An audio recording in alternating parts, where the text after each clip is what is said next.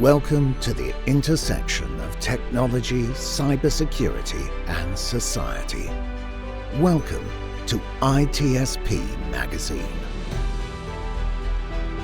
Knowledge is power, now more than ever.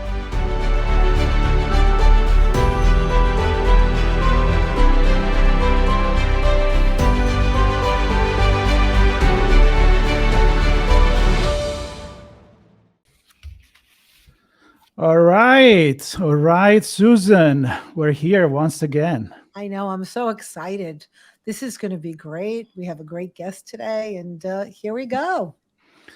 It's going to be a conversation, and it's going to be a conversation about a topic that I think is infinite. I'm just going to start with this. It's an infinite topic, and a lot of people talk about it. It's been around for a long time. We kind of go back 2,500 years, I guess, here. And our job today, and our let's say idea and goal is to demonstrate that it's a relevant topic, for maybe even more in our modern society. So it's a big task.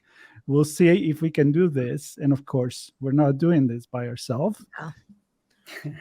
We could. No, we couldn't. Absolutely not. So we do have a guest. His name is Shai Tubali, and he is joining us from somewhere in the world with a beautiful background, very relaxing, very inspiring. And what we'll talk about is it's meditation. It's focused around his experience as an academic and also a practitioner. And there'll be some good tips on the way we live our life. So, yeah, Susan, is a full plate here. I'm really excited because we're going to be going like really deep inside. You know, we've been talking so many things on these episodes about things on the outside. And now we're going to go really deep to the inside, which is one of my favorite topics. So I'm excited, and I welcome Shai. And Shai, welcome to Perspectives. Thank you so much. It's such a pleasure being here with you today. And could you tell us a little bit about you, just the overview of your experience? And then, of course, as you know, Marco and I are going to ask you lots of questions, but we want to maybe give for our listening audience, tell them a little bit about where you're coming from in terms of your experience and your perspective. Well, I always like to present myself as a researcher of human consciousness. Researcher of the human mind, researcher of human consciousness. Human consciousness is what we can refer to as our self-reflective consciousness. Perhaps we'll use this term in our discussion. And what this entails, because this entails suffering as well as happiness or liberation. So I research these both objectively, as far as as it is possible, as an academic philosopher, because I have studied a philosophy of mysticism, philosophy of religion, both in ancient Greece and in ancient India, and subjectively as a spiritual practitioner and a sort of, meditation teacher since 1997. Yes. So my great passion is higher states of consciousness and how we can use them to influence our life. That's the passion in one sentence. That is great. And I'm curious about, and I'm sure our listeners are, how did you get involved in this? As well as I know a little bit that you describe yourself as having really had a shift in perspective. And given that this show is called Perspectives, I think it's a perfect question to ask. When did you have that shift, and how did that come about? And can you tell us about that? Yes, of course. Well, the shift took place very early in my life when I was just 23. 2 years before that, I had discovered the world of meditation and the world of spiritual seeking and the world of enlightenment, spiritual enlightenment. I remember how at that time I had heard for the first time the concept of becoming one with the universe. And it had been so fascinating without understanding why. So then after 2 years of intense, tireless seeking, really for me it was a matter of life or death. I visited India, I followed spiritual masters, gurus, and then at the age of 23, it was in the desert in Sinai, Egypt. I attended a silent retreat with a certain Israeli teacher. And at a certain point, I finally had a direct insight into what previously I could only imagine or try to grasp intellectually. And that was a moment, a sincere moment. This is how I refer to it, a moment of sincerity in which I simply looked into myself and realized that the personal self was indeed a complete illusion. So I simply looked into the root of the I, the root of the self, and realized that it was illusory, just as the Buddha, had taught 2,500 years ago. And at that moment, this was my gateway to universal consciousness, the bliss, the unconditional love, the universality of the vision that opened before my mind's eye. They were so overwhelming that I had to remain silent for an entire year afterwards. So that was definitely a change of perspective. For sure. Yes. So as I mentioned at the beginning of the conversation, my intent here, it will be to see how this very deep and spiritual experience that you just described. Yes. And to be honest, I mentioned this to you before we started. I'm kind of listening to a course about the history of Buddhism, and I have a feeling that I'm overwhelmed. That's the feeling I have, because it's so complex. But also it comes down to what you said. It's, being one with the universe and a lot of different aspects. And as I mentioned, I feel like, and you wrote a book pretty much about practicality of applying this. Why do I have this feeling that in our modern society, with all the digital experience, with all the interconnectivity and all of that, I feel like people are looking more and more for this spiritual connection. Can you maybe explain us if I am just hallucinating, or if it's something that you share with me? Well, let's first make an important distinction.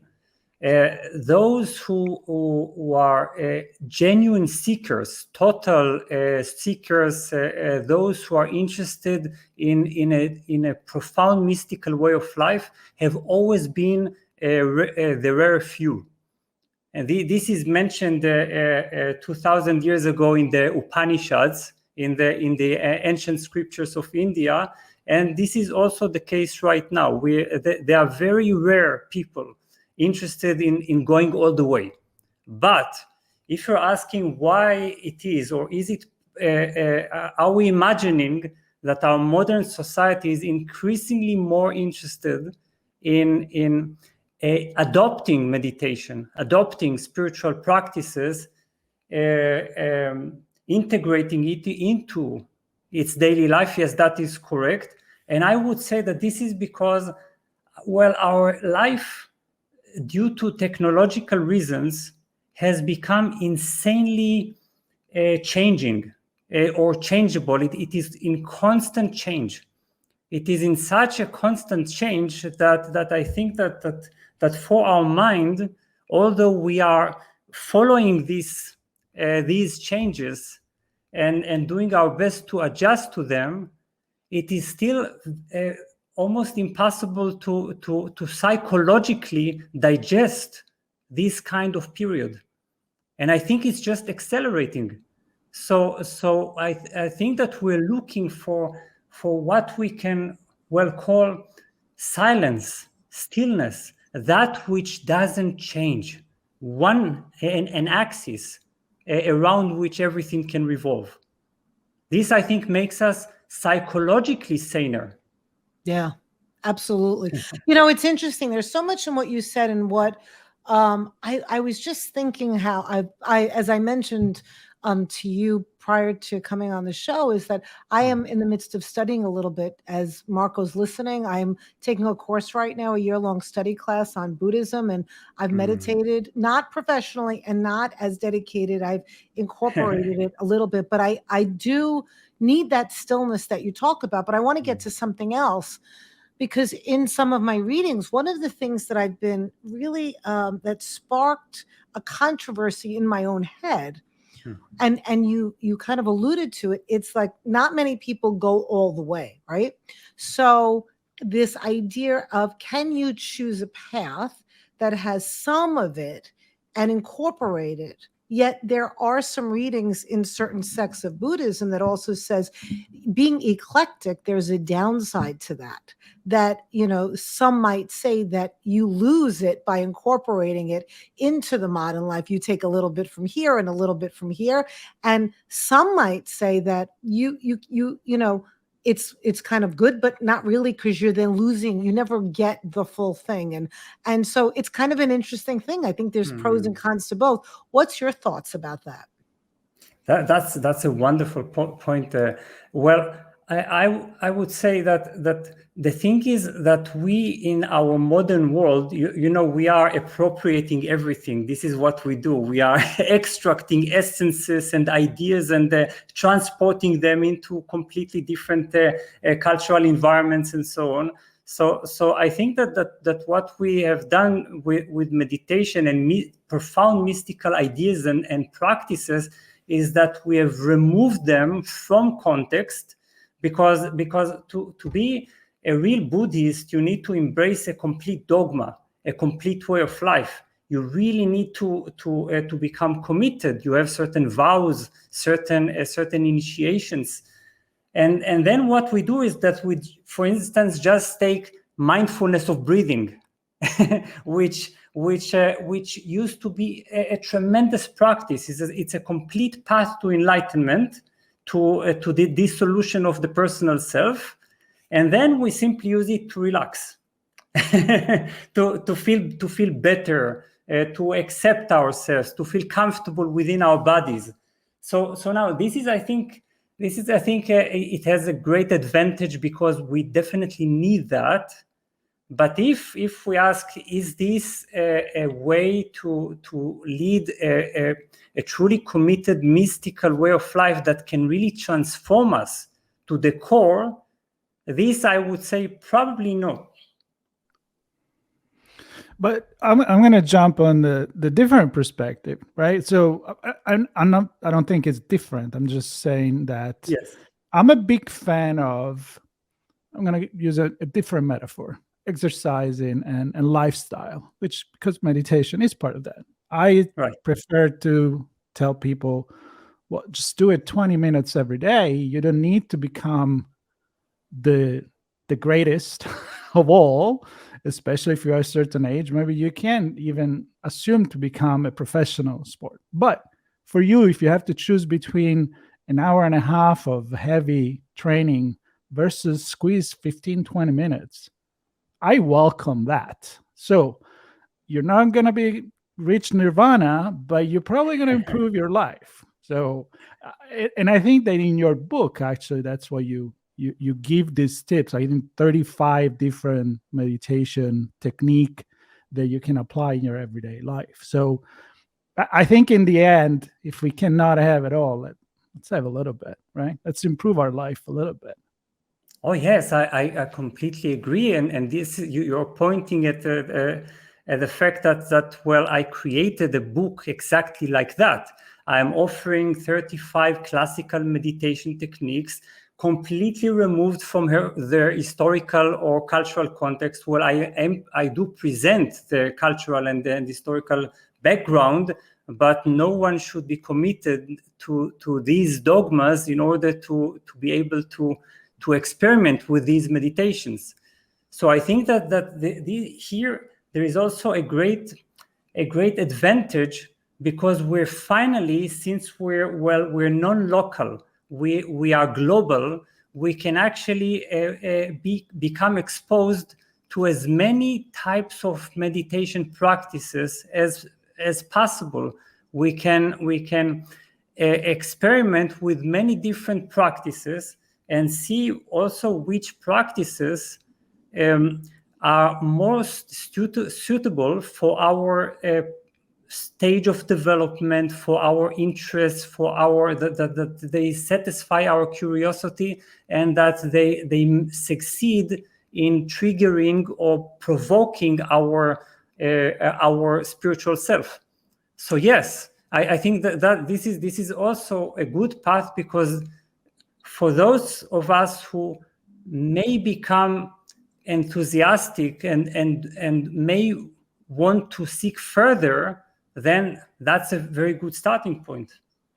You know, I'm just thinking that if for our listeners, if you're still listening or still watching, then you probably are familiar with meditation to a point. However, I thought maybe, you know, there's a lot of definitions and conceptions around meditation. Shai, could you define, actually, like, let's bring it down to its simplest.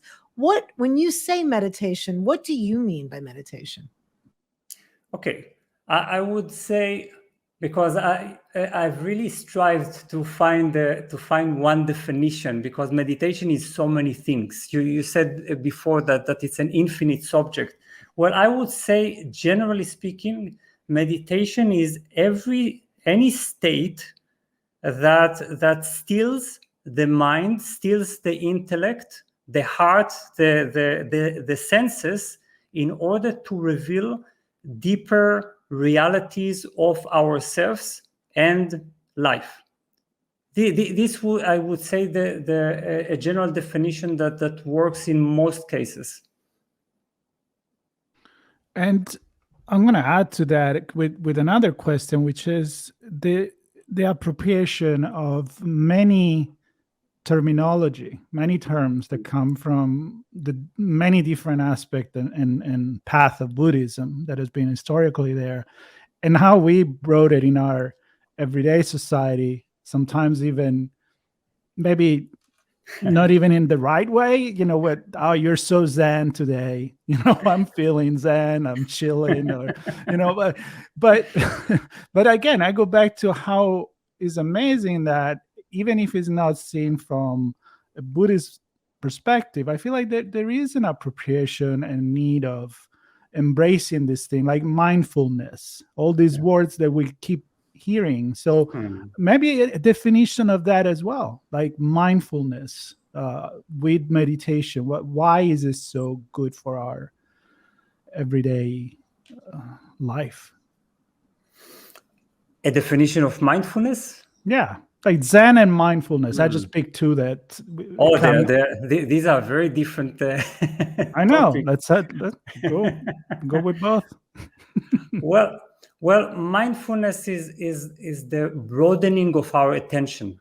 This is how I would describe it, because usually there are two grossly divided. There are two types of meditation practices. One is all about concentration. Concentration is about focusing our mind on one tiny subject, mantra, or whatever. Even gazing at a candle flame, that is also concentration. And then there is the other type, which is mindfulness. Now, mindfulness is the opposite of focusing.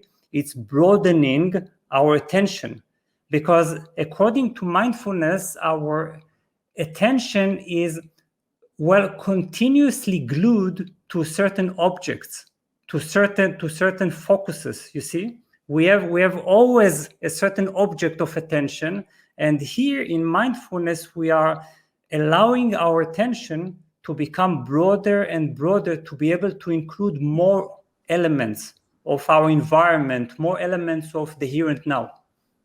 Now that's really interesting, Shai.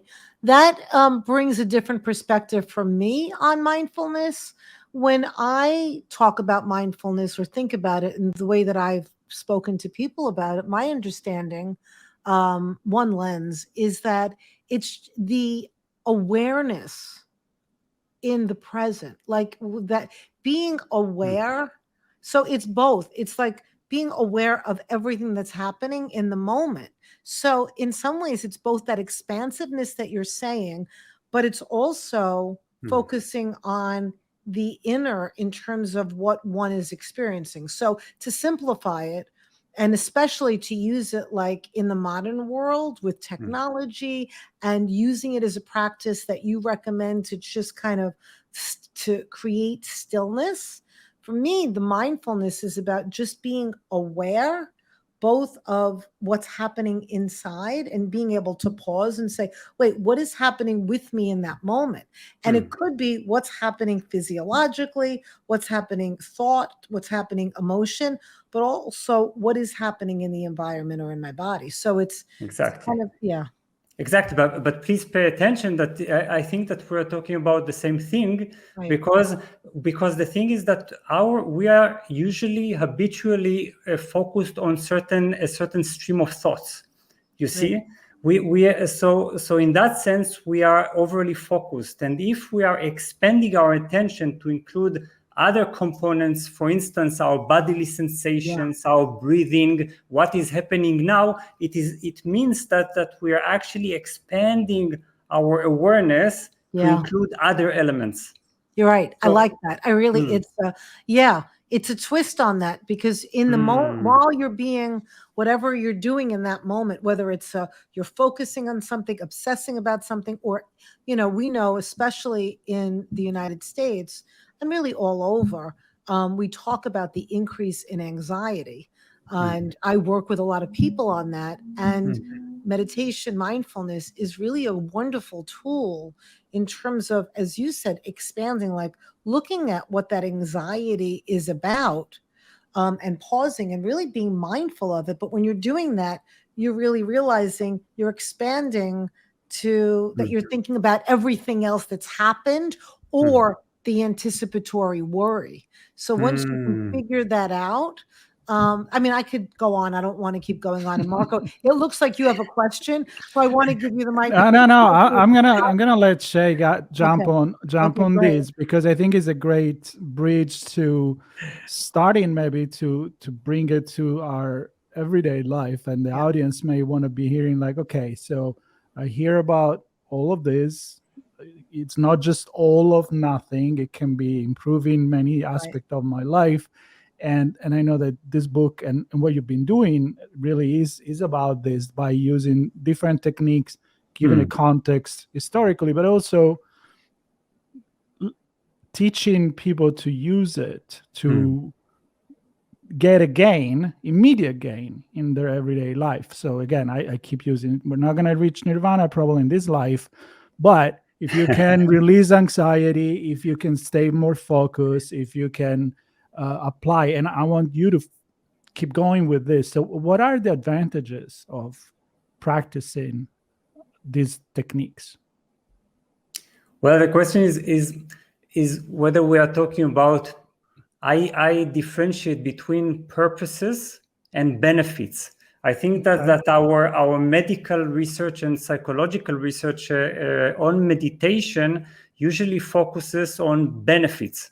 Benefits, this means that we are realizing that it helps us to increase our capacity to cope with pain, or it helps to improve our concentration. It helps us to sleep better. It lowers our blood blood pressure, and so on and so on. So this is the research. And then there are purposes. Purposes are what meditation is for, what it is designed for, what it wants us to be able to experience internally, and in terms of transformation in our own life. So the question is, what is it that we are talking about? You see, I'm gonna give you my perspective, and then Susan, and then maybe you answer to both. For me, I understand that humans, especially if they're not very dedicated to something, or they're so educated about a topic, in our society, we want everything, we want it now.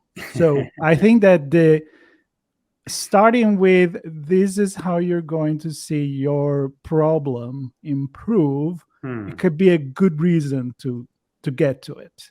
And then, as you say, if you get really into it, then you bring it to that, more spiritual purpose. At least, Susan, this is my way of. Yeah, no, I think that's really interesting. I was thinking a little bit different as Shai was talking about the difference, and I loved the distinction between talking about the benefit of it and distinguishing that from the purpose.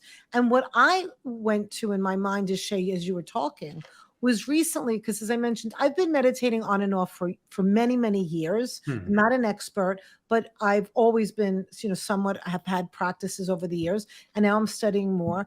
And as I learn all the different types of meditation, one of the things that was interesting for me was to realize that as when I go into meditate, part of my practice is I could think about what is the purpose right now?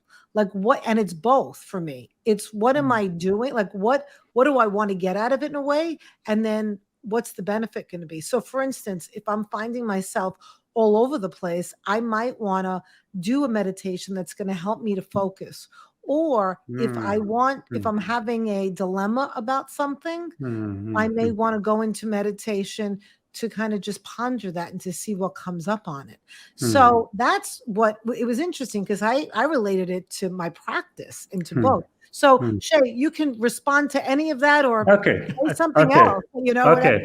Yes, but that's beautiful, because you're pointing out that you are using meditation according to specific and changing purposes, right?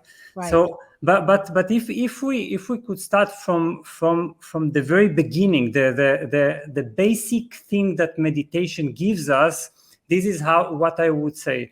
There is something that I call the law of attention.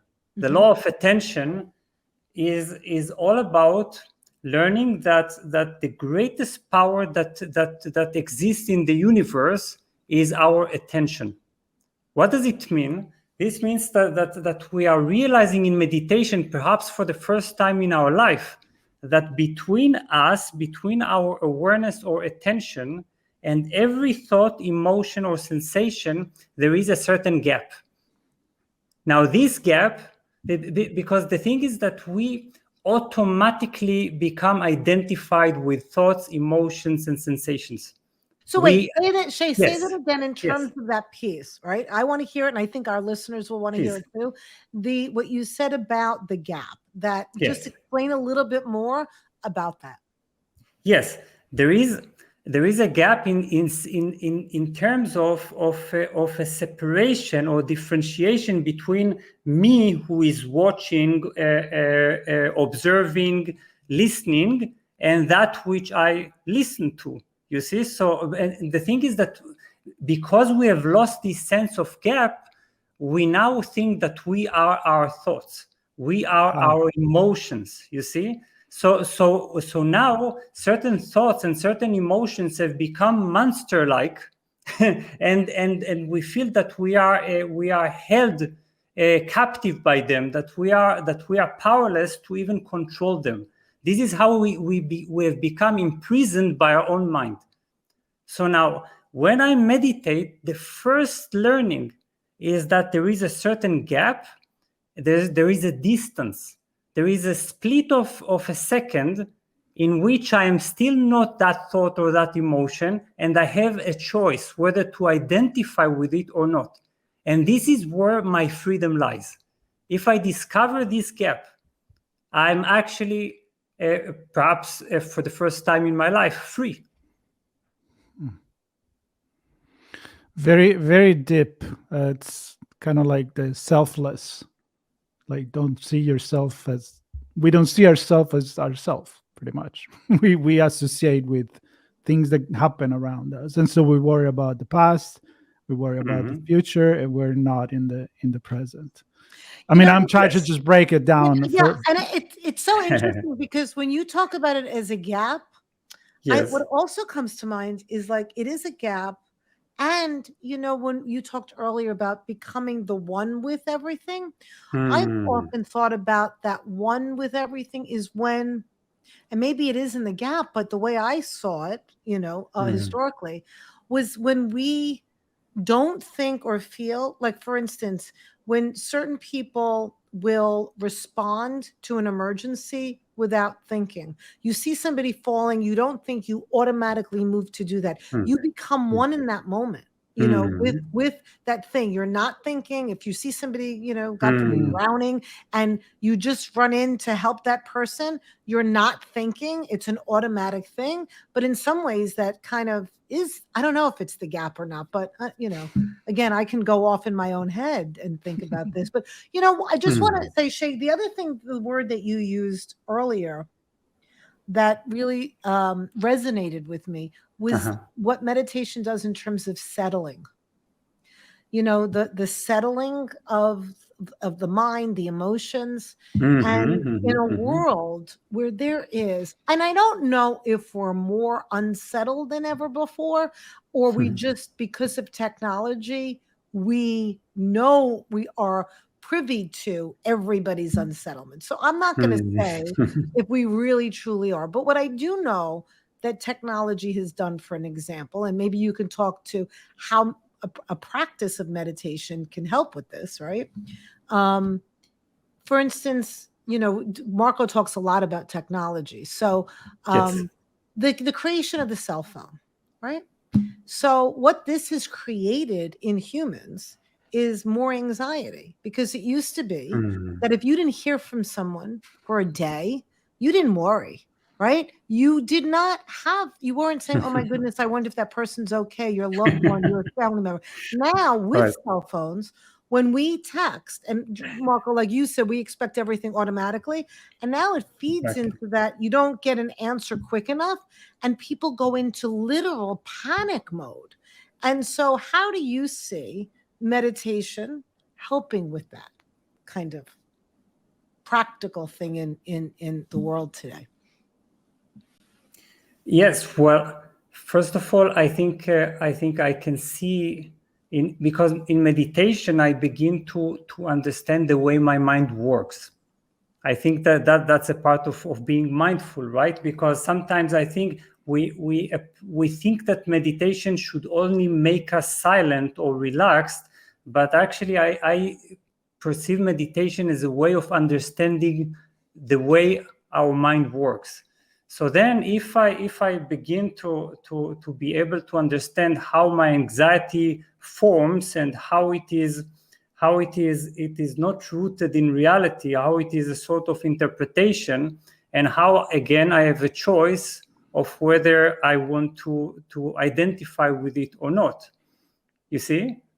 So I would say that this is the beginning, because suddenly I'm not just becoming the panic, right?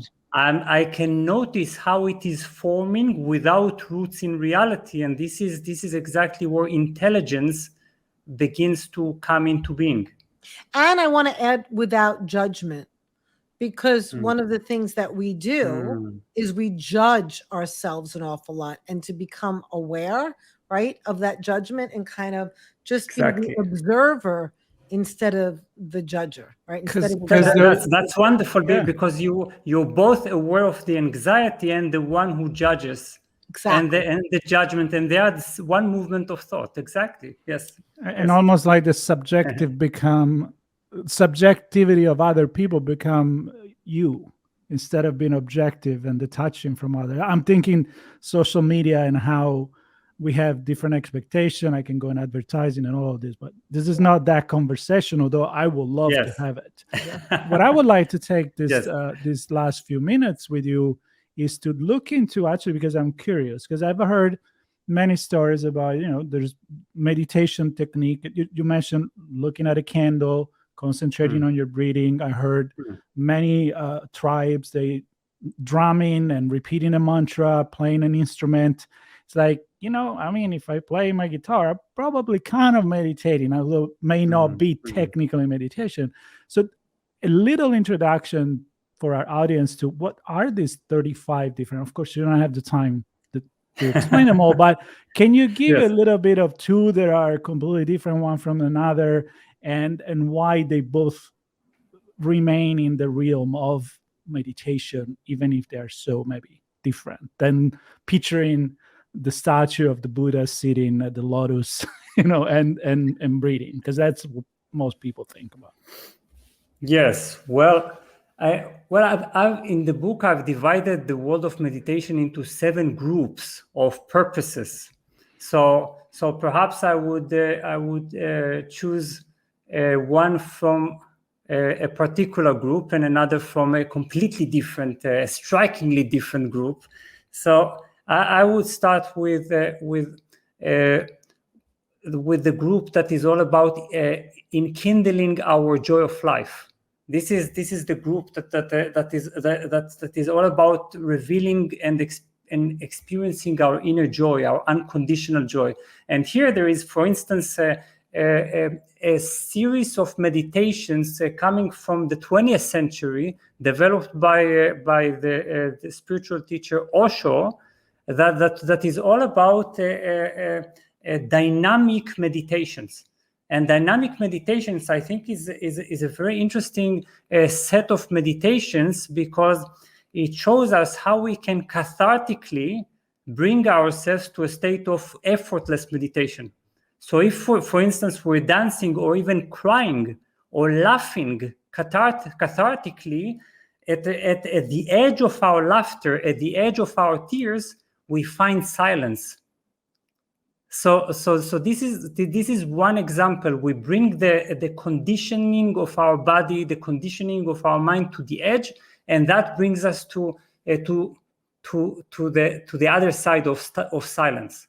So this is one, and this is how it leads us to silence.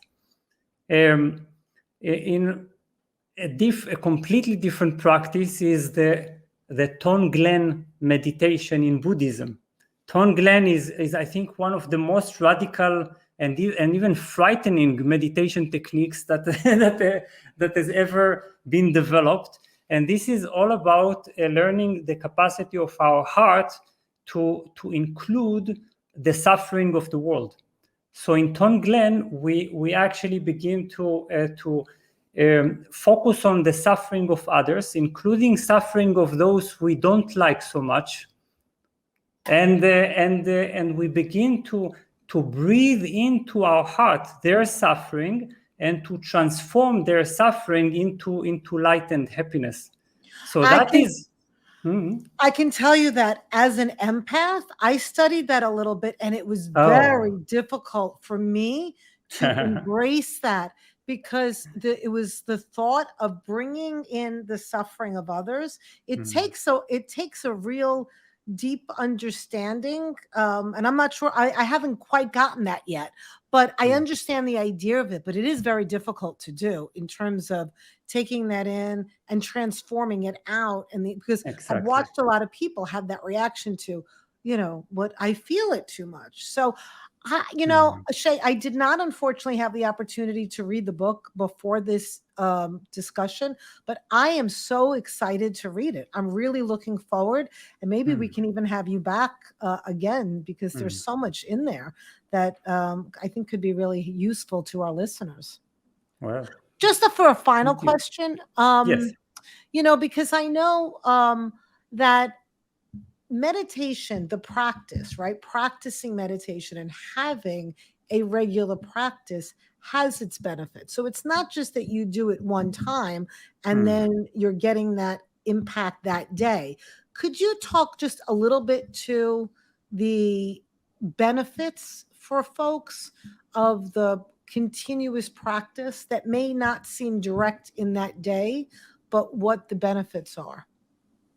Yes, of course. Well, I would say that the continuity or the daily basis of the practice should not be taken too rigidly, because I believe that if we begin to practice the very same practice every day, we begin to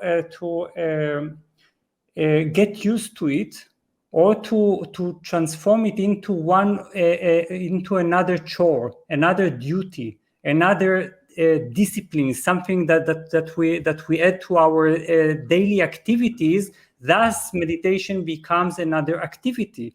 Now, since meditation is all about the art of non-doing, I would say that this is the wrong way. That is why I think, on the one hand, we do need to understand that meditation is revealed only when we take it very seriously. That is only when we delve deeply into it with sincerity and with a certain heart commitment.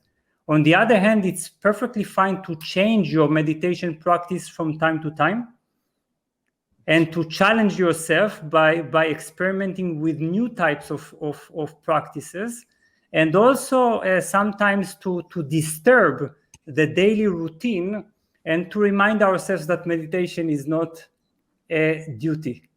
Well, that's a very interesting, and that's a very interesting and different perspective. And perhaps that, I'm thinking about my learnings right now, where we actually take voluntarily, of course, but you can take a weekly vow to meditate and practice whatever you want to come up with X number of times per week. But perhaps it's both. Perhaps it's for new people starting out to make that commitment. And then once you're in practice and you have that, you change it up so that it doesn't become stale or just another to do. And you're so right in that, because that, especially in the modern day, it becomes one more have to as opposed to want to. This has been great. Exactly. Marco, what do you think? Exactly. Like, you've been great. No, I'm with you, because I've always been interested. I've never really been practicing as much as I would have liked to. And then one day again, I just, maybe it's the age too. And I'm in that place where I have decided I want to learn more about all of this. And of course, I like to learn things from an historical, cultural, sociological thing. But then I'm like, okay, enough with the theory. Let's see if it really works for me, right? So I like this idea of experimenting with different techniques, and I like the fact that you're not so rigid into say, in order to get the results, you need to do it every day at the same hour. It's kind of like, make it fun, and then maybe you will get more and more into that. So I'm curious, because I was reading the summary, and I'm like, I've heard of some of this technique, and I'm really looking into learn more about it from an historical, sociological perspective as well. So and when you were talking about the Tonglen, I was also thinking, and again, I apologize, I was not able to read the book yet, but I'm going to. Like a variation of that is the general loving kindness meditation. And I feel like right now, again, I don't know if it's so different than before, but we just know about it. But I think that a loving kindness meditation can benefit everyone. Just because, it's loving kindness for everyone. And as you said before with the Tonglen, you also do it to quote your enemies. And when we do loving kindness meditations, we're also sending loving kindness to people who maybe we're not that loving towards. But I think the world can always use more loving kindness. Yes. I think so too. Yes. I think so too. Shai, leave you 1 minute, 2 minutes, make a call for something that you want to share with our audience. It can be about the book, it can be an advice, whatever you like. And then after that, we'll just say goodbye. Well, I would just quote the Buddha. The Buddha said something remarkable. He said that there is nothing in this world that is a greater source of suffering than an uncultivated mind. And there is nothing in this world that is a greater source of happiness than a cultivated mind. And I think this says it all. This is what meditation is all about: cultivation of our mind in order to make it a source of happiness and a source of liberation, rather than a source of self-induced suffering. Well, we're going to have you back just to talk about the meaning of cultivation. So we're not going to have time to do that today. But I think that was a great quote from the Buddha to end on. Thank you so much. Thank you. Thank you. Thank you very much. Thank you. And thank you, Marco. And thank to our you, listeners, exactly, and our viewers. Thank you so much. Yeah. Thank you for being tuned this far. If you haven't, there is a podcast, the audio version. So tell your friends, tell your family. I think there is something for everyone to take advantage of. Maybe try something new if you never tried it, or go back into a habit that maybe, like me, have been postponing and doing. Stay tuned with Perspectives. We will be back with another episode a couple of weeks after this one. So we hope you got something from this. And Shai, thank you very much. Thank you. Thank you. Thank you. Thank you. Thank you. It's been a great joy being with you. Really great joy. What a wonderful conversation. We hope you enjoyed this conversation. If you learned something new and this story made you think, then share ITSP Magazine with your friends, family, and colleagues. If you represent a company and wish to associate your brand with our conversations, sponsor one or more of our columns. We hope you will come back for more stories and follow us on our journey. You can always find us at the intersection of technology, cybersecurity, and society.